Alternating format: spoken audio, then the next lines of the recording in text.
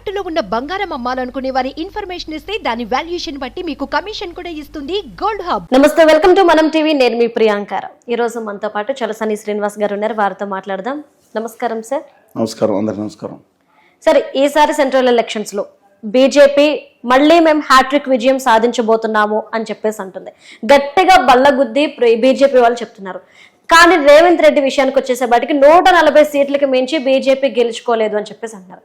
అసలు ఏంటి నిజంగా 140 సీట్లకు మించి బీజేపీకి రావా? ఏం జరుగుతుంది, ఏం జరగబోతుంది అంటారు? భారతదేశ చరిత్రలో మనం చూసుకుంటే హిందూ మహాసభ 1915లో మొదలు పెడితే మదన్మోహన్ మాలవీయ గారు మొదలుపెట్టారు. ఈ బీజేపీకి మాతృ సంస్థ. 1952లో ఆ సంస్థని ఎన్నికల పోటీ చేయడం కోసం భారతీయ జనసంఘ పోటీ చేస్తే ఎన్నికల పోటీ చేసి కొంత స్థానం సాధించారు. 1977లో దీన్ని తీసుకెళ్లి భారతీయ లోక్దళ్ చౌదరి చరణ్ సింగ్ గారి పార్టీలో అఫీషియల్గా దాంట్లో విలీనం చేసి జనతా పార్టీని పెట్టిన తర్వాత 80లో మళ్ళీ ఇప్పుడు ప్రస్తుత పార్టీ వచ్చింది, భారతీయ జనతా పార్టీ. ఈ పార్టీ ఈ చరిత్రలో 109 సంవత్సరాల చరిత్రలో ఏ రోజు కూడా ఒక మేనిఫెస్టో రిలీజ్ చేస్తే అది నాజీ తరహాలో లేదా ఈ ఉత్తర కొరియా కిమ్ తరహాలో లేదు. మొట్టమొదటిసారి అందరూ కూడా ప్రజలు కావాలంటే మీ తెలుగు భాషలో మరాఠీలో లేదా తమిళ్లో చూసుకోండి. బీజేపీ ఓఆర్జీఎన్ ఆర్గనైజేషన్ బట్టి మేనిఫెస్టో కొట్టండి. ఆ మేనిఫెస్టోలో మరొకసారి బీజేపీ ప్రభుత్వాన్ని ఎన్నుకోమని లేదు. పైన చూసుకుని వెనక ముందు ఔర్ ఏక్ బార్ మోడీ సర్కార్ అంట. మోడీ సర్కార్ అంటే బీజేపీ కాదా, ఎన్డీఏ కదా, చెప్పుకోవడానికి ఏమి. దాంట్లో ఇంకోటి ఏముంది, 53 ఫోటోలు ఉన్నాయండి. ఎందుకు చెప్పారండి మీ దానికి? ఇంత వ్యక్తిగతమైన ఆరాధన, ఇంత కల్ట్ సెక్టు ఆనందమార్గీలకు ఇంత భారతదేశ చరిత్రలో బ్రిటిష్లు రాజరికాలు పోయిన తర్వాత అంతకన్నా దారుణం అన్నది ఇవాళ ఏర్పడింది. 53 ఫోటోలు, 61 సార్లు ఆయన పేర్లు ఉన్నాయి. బహుశా కిమ్ అనే నార్త్ కొరియా ఉన్నాడు కదా, ఆయన కమ్యూనిస్ట్ పార్టీకి నామినేషన్ వేసుకుంటాడు. ఆమె నామినేషన్ వేసుకున్న దాంట్లో కూడా 53 ఫోటోలు ఉండవు బహుశా. ఇవాళ మోడీ గారు బీజేపీ నుంచి బయటకు వచ్చి ఆయన పోటీ చేస్తే ఆయన ఆదానీ గారే కదా జనపాలం ఉంది కాబట్టి 5 లక్షల కోట్లు పెట్టి ఆయన గెలిపించే పరిస్థితి ఉందేమో.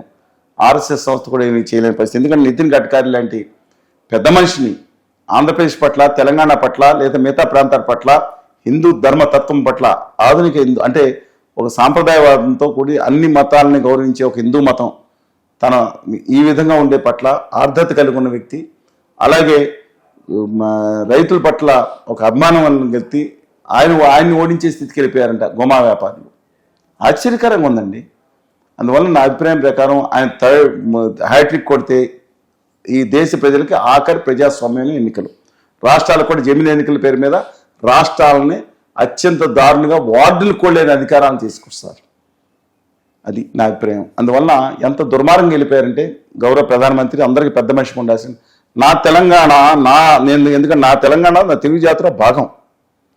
నా ద్రవిడులుగా ఉన్న నా తమిళ, నా కన్నడ, నా మలయాళీని వీళ్ళందరినీ కలిసి ఉత్తరప్రదేశ్లో వీడియో వేయండి కావాలంటే. వెళ్ళిపోయి కాంగ్రెస్ పార్టీని అడ్డం పెట్టుకున్నారు, కాదంటలేదు. పెట్టుకుని వీళ్ళందరూ మన బూతులు నిడుతున్నారు. గాలిదేరే మన ఉత్తరప్రదేశ్ వాళ్ళకు ఎంత ద్వేషం తెచ్చుకుంటాడు ఆయన. గౌరవ ప్రధానమంత్రి ఈ దేశ చరిత్రలో స్వాతంత్ర చరిత్రను ఎంత దారుణంగా మాట్లాడిన ప్రధానమంత్రి ఎంత మేమేం తప్పు చేశాం? ఉత్తరప్రదేశ్లో 23 కోట్ల మంది ఉంటే మేము 7 కోట్ల మంది ఉన్నాం. మా ప్రాంతానికి వస్తున్నారు. ఏ రోజన్నా ఒక్క వ్యక్తి మేము వెళ్ళి వాళ్ళ భాషలో మాట్లాడే దానికి ప్రయత్నిస్తూ ఉంటారే. వాళ్ళు అహంకారంతో ఎంత ఉన్నారు అది వేరే సంగతి. వాళ్ళకి ఉపాధిని ఇస్తున్నారే. హైదరాబాద్, బెంగళూరు, చెన్నై, విజయవాడ, విశాఖపట్నంలో లక్షలాది మంది, మిలియన్స్ కొద్ది వాళ్ళు వచ్చి ఉపాధి పొందుతున్నారే. ఏ రోజున్నా ఒక దాడి చేశారా? ఏ రోజున ఒక్క మాట మాట్లాడారు? గుండెలో పెట్టుకుని చూసుకున్నారే. అక్కడ ఉత్తరప్రదేశ్కి వెళ్ళి తెలంగాణ వాళ్ళు గాలి తిట్టారా, బూతులు తిట్టారా, అవమానం వచ్చారు. కేవలం కుచికే నాకు అర్థమే కావట్లేదండి. ఎందుకు ఇంత ద్వేషం నా ప్రజల మీద? మీకు గౌరవ్ మోదీజీ అంటలేదు, ఆదానీ గారే అండ్ కంపెనీ ఇదంతా. ఎందుకు ఇంత ద్వేషం తెచ్చుకుంటున్నారు? ఆఖరికి నిన్న ఒరిస్సాలో మొన్న పాత్ర గారి మనిషి పెరిగిపోయి మీ అందరం మీరు పూరికి వెళ్ళారో తెలియదు. పూరి దేవుడు జగన్నాథ స్వామి యూనివర్స్కే దేవుడు అనుకుంటారు. ఈ జగన్నాథుడు కూడా, పూరి జగన్నాథుడు కూడా మా మోడీ గారి భక్తుడే అని చెప్పి ఆ ఎంపీ ఆయన మా పూరి ఆయన మాట్లాడుతుంటే ఆ పాత్ర గారు, సంబత పాత్ర గారు అసలు ఎంత అసహ్యంగా ఉందండి. ఏ స్టేజ్కి తీసుకెళ్ళారు దేశాలు? ఇది వాళ్ళ నేను రామ జన్మభూమి చూస్తుంటే ఆ దేవుడు దివ్యమంగళ స్వరూపాన్ని చూద్దాను కూడా ఒక సెకను, ఇక్కడ 10 నిమిషాలు, ఆయన వైపు ఒక సెకను, మోడీ గారి మొహం 10 నిమిషాలు. సరే, అది వేరే సంగతి. ఇవాళ జరుగుతుంది అంటే హిందువులందరూ కూడా బీజేపీకి బానిసలుగా ఉండాలనుకోవడం తప్పు. హిందూ మతం గొప్ప అనంత గోదావరి గంగా ప్రవహణత లోపాలు సవరించుకుంటూ ఆధునిక జీవనంలో ఎంతో ముందు సాగే గొప్ప విశిష్టమైన మతం నా హిందూ మతం. కానీ సార్ హిందూ మతం అంటే ఒక మాట, చాలా మంది బీజేపీ మతపరమైన రాజకీయాలు చేస్తుంది అంటున్నారు, కానీ బీజేపీ దీన్ని ఖండిస్తుంది. ఏంటి నిజంగానే మతపరమైన రాజకీయాలు జరుగుతున్నాయి? మతపరమైనది కదా, మత విద్వేష రాజకీయాలు చేస్తుంది. వాళ్ళ ఎంత ఆఖరికి వాళ్ళ ఖండించినట్టే ఆయన స్టేట్మెంట్ ఇచ్చారు. ఎవరు ఏదో నవీన్ పట్నాయక్ గారు మాట్లాడిన తర్వాత దాంతో ఇంకా మోడీ గారు ఇచ్చిపోయి ఇంకో రోజు నిన్న పొద్దునే వాళ్ళు వచ్చింది అక్కడ పాండ్యన్ గారిని ఐఏఎస్ ఆఫీసర్ కొంచెం లుకింగ్ ఆఫ్ ఈ ఒడిస్సా ప్రజల తాళాలు తీసుకెళ్లి తమిళడికి ఇచ్చి తమిళడికి ఇచ్చేస్తారు అన్నట్టు మాట. ఏంటండి, ఏం తమిళ ఏం ప్రాబ్లం? ఈ గుజరాత్కి పెట్టారు కదండి దేశానికి, మీ గుజరాత్కి మీ ఇద్దరికి అప్పు చెప్పారు కదా తాళాలు, మొత్తం తీసుకెళ్లి గుజరాత్కి దోషి పెడతారని అనేక ఆరోపణలు వస్తున్నాయి కదా. తప్పు, ఈ తప్పు అన్యాయం అండి. With due respect to you అన్యాయం చేస్తున్నారు మీరు. మీరు ఏదో వీళ్ళు ఏదో మాట్లాడారు, దక్షిణాది వాళ్ళు ఇది అని చెప్పి మాట్లాడి ఆయన శాంపిట్లోడ్ అండి ఎక్కడికి వెళ్ళిపోయాడు, షిట్కి వెళ్ళిపోయాడు తెలియని మనిషి. ఆయన మీద మా తరుణ్ భగవత్ గారు తరుణ్ ఆయన మాట్లాడింది ఈ దక్షిణాది నల్లగా ఉన్నారు నీగ్రో టైప్, ఎంత ఆ మహిళలను కూడా ఇంకో ఉత్తర భారతదేశ నాయకుడు మాట్లాడింది మా దక్షిణాది మహిళల మీద చాలా తప్పు కదండి. దక్షిణాది మీద దండయాత్రని మీ యొక్క సిద్ధాంతకర్తే మా దక్షిణ మీద దేనికి దండయాత్ర మేము ఏం తప్పు చేసామండి? ఈ దేశ సింధు నాగరం మొదలవలసింది కదా, మీరే కదా ఇరాన్ నుంచి వచ్చి ఆ ఆర్య అహంకారాన్ని చూపించింది. ఏం తప్పు చేసాం? మా మీద ఎందుకండి ఇలాగా? ఇంకోసారి ఎన్నికలు కనుక ఈయన నెగ్గిన తర్వాత 26కి రాజ్యాంగాన్ని మార్చేసి సవరించి దక్షిణాది సీట్లు కూడా ప్రపోర్షనల్ సీట్లు కూడా తగ్గించేస్తారు పార్లమెంట్లో. అందుకే పెద్ద బిల్డింగ్ కట్టి పెట్టారు. అంత దుర్మార్గంగా నేను చెప్తాను. మతాన్ని మత విద్వేషాన్ని వాడుకుంటున్నారు. నా ఉద్దేశం ప్రకారం వాళ్ళకి 240 సీట్లు వస్తాయని నేను అనుకుంటున్నాను. ఎన్డీఏ అధికారంలోకి రావచ్చు. ఎందుకంటే ప్రజలు ఇంకా వాస్తవాన్ని తెలుసుకోలేదు.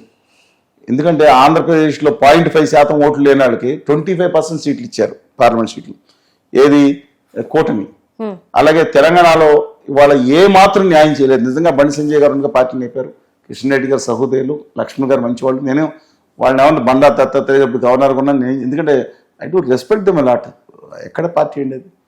శ్యామాప్రసాద్ ముఖర్జీ గారు దేశం కోసం త్యాగం చేసిన పార్టీ. వాజ్పేయి గారు ఎంతో ముందుకు తీసుకెళ్లిన పార్టీ. ఇంత విద్వేషవాదం లేదండి. గుజరాతీ వ్యాపారులకు అప్పచెప్పలేదు అది.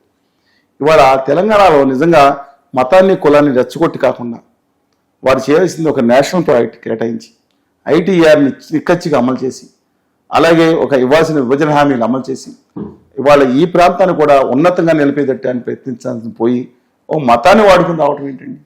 ఈటల రాజధాని గారు మంచి మనిషి, is the right person in wrong party. సరే వెయిట్, నా రాష్ట్ర దేశం మొత్తం మీద చూసుకుంటే 370లో 80, 90, 400 విత్ ఎన్డీఏ కూటమితో రావచ్చు. వాళ్ళు కనీసం 320 వస్తే మన దేశానికి మార్పు జరిగి ఆ నితిన్ గడ్కరీ గారు లాంటి వారు ప్రధానమంత్రి అయితే, ఆ భారతీయ జనతా పార్టీ అధికారం మల్లికార్జున గారికి వస్తే ఆంధ్రప్రదేశ్ హోదా విభజన వస్తుంది. ఒకవేళ ఆయన రాలేకపోతే నెక్స్ట్ నితిన్ గడ్కరీ గారు వచ్చిన తెలుగు రాష్ట్రాలకి ఎంత దౌర్భాగ్య పరిస్థితిని తీసుకురారండి. డెఫినెట్గా గడ్కరీ గారు లేదంటే రాజ్నాథ్ సింగ్ గారు అలాంటి వాళ్ళైనా నాకు భాజపా మీద వ్యతిరేకత లేదు. ఆంధ్రప్రదేశ్కి తెలంగాణకి నమ్మద్రోహం చేసిన వాళ్ళకి నా అనుమానం 240 సీట్లు ప్లస్ రావచ్చండి. ఇక ఎన్డీఏ కూటమికి అధికారంలో రావచ్చు, రాకుండా ఉంటే మంచిది నా అభిప్రాయం. కానీ ఈ విధంగా మాట్లాడతాం ఆయన ఒకళ్ళ మీద ఇది పంజాబ్ వెళ్ళిపోయి బాహర్వాలా కేజ్రీవాల్ గారు ఈయన అందరి వాళ్ళగా పగడి కరికే ఆయన కూర్చున్నాడు అక్కడ, కాదు కదండి. అలా చేయటం మంచి పద్ధతి కాదని నా అభిప్రాయం. Thank you so much sir. నమస్కారం.